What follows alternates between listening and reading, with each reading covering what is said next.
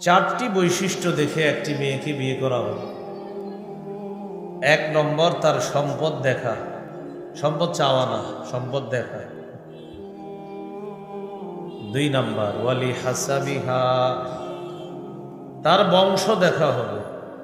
3 নম্বর, ওয়ালি জামালিহা, তার সৌন্দর্যতা দেখা। 4 নম্বর, ওয়ালি দীনিহা, তার দীনদারিতা দেখা। ফাজফার বিদাতিদ্দীন তারিবাত ইয়াদাক। রাসূলুল্লাহ সাল্লাল্লাহু আলাইহি সাল্লাম বলেন, 4টার মধ্যে দীনদারিতা প্রাধান্য দাও, অন্যথায় তোমার 2 হাত ধুলোয় দূষিত হবে, তুমি ধ্বংস হবে।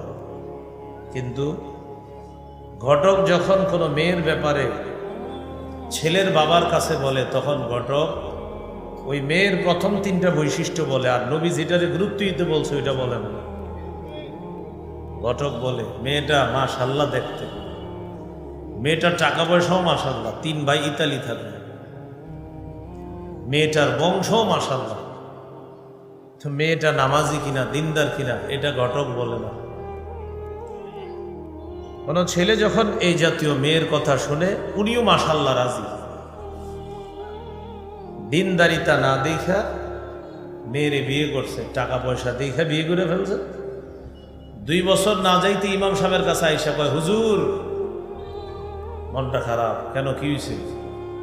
ঘরে অশান্তি আর অশান্তি। তো দিনদারিতা দিয়ে আপনি তো ঘর শুরু করেন নাই, শুরুই করছেন বদ্দিন দিয়ে, তো ঘরে তো অশান্তি হবেই। নবী বললেন কি, আপনি করলেন কি? কয়, হুজুর নবী তো বলছে সম্পদ দেখতে, হুজুর নবী বলছে বংশ দেখতে, নবী বলছে সৌন্দর্যতা দেখছে, তো ভাই আর নবী কি বলছে? আরেকটা জানি কি?